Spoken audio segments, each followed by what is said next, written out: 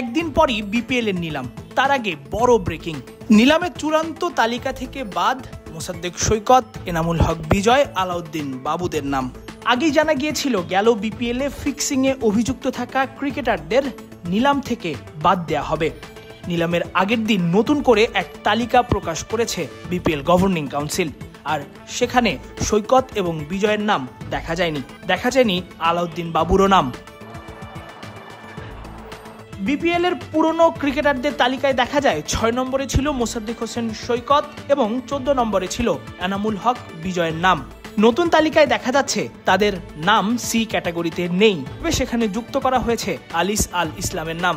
গেল বিপিএল এ পাওয়া ইনজুরির কারণে তিনি এবারের নিলামে ছিলেন না, কিন্তু নিলামের আগে তিনি সুস্থ হয়ে ওঠায় বিপিএল এর নিলামে সি ক্যাটাগরিতে তাকে অন্তর্ভুক্ত করা হয়েছে। এদিকে ডি ক্যাটাগরিতে ছিল আলাউদ্দিন বাবুর নাম, কিন্তু নতুন তালিকায় দেখা গেছে ডি ক্যাটাগরিতে তার নাম নেই। একই ঘটনা ঘটেছে স্পিনার নিহাদুজ্জামানের ক্ষেত্রেও।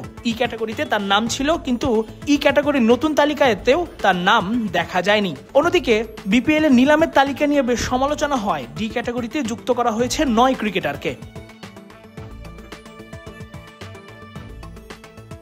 সম্প্রতি বাংলাদেশ এ দলের হয়ে খেলে আসা মাহফুজুর রাব্বি, আব্দুল গফফার সাকলাইন, এস এম মেহরবদের নাম যুক্ত করা হয়েছে ডি ক্যাটাগরিতে। এছাড়া আরও রয়েছেন শেখ পারভেজ হোসেন জীবন, ফজলে রাব্বি, মুশফিক হাসান, ইরফান শুক্কুর, শাহাদাত দীপু, আরিফুল ইসলাম ইথুনরা। আগের তালিকায় ডি ক্যাটাগরিতে থাকা মুকিদুল ইসলাম মুগ্ধকে নামিয়ে ই ক্যাটাগরিতে জায়গা দেওয়া হয়েছে। এখন যে কোনো ব্র্যান্ডের পুরাতন এসি বদলে নতুন ওয়ালটন এসিতে উপভোগ করুন 25% ছাড়। এছাড়া আরও রদবদল হয়েছে বিভিন্ন ক্যাটাগরিতেও, যেখানে অনেক নতুন ক্রিকেটারই যুক্ত হয়েছেন। বিসিবির গভর্নিং কাউন্সিলের দেয়া নতুন এই তালিকাতেই নিলাম অনুষ্ঠিত হবে, যেখানে মোসাদ্দেক সৈকত এবং বিজয়ের নাম থাকবে না। বিসিবির দুর্নীতি দমন পরামর্শক অ্যালেক্স মার্শালের পরামর্শেই শেষ পর্যন্ত নিলামের চূড়ান্ত তালিকায় ফিক্সিংয়ে সন্দেহভাজন ক্রিকেটারদের না রাখার সিদ্ধান্ত নিয়েছে বিপিএল গভর্নিং কাউন্সিল। সবকিছু মিলিয়ে এই বড় ব্রেকিং নিলামের আগে যেন দেশের ক্রিকেটে এক ধাক্কা হয়ে এলো। তাসফিক পলক, ক্রিক ফ্রেন্জি।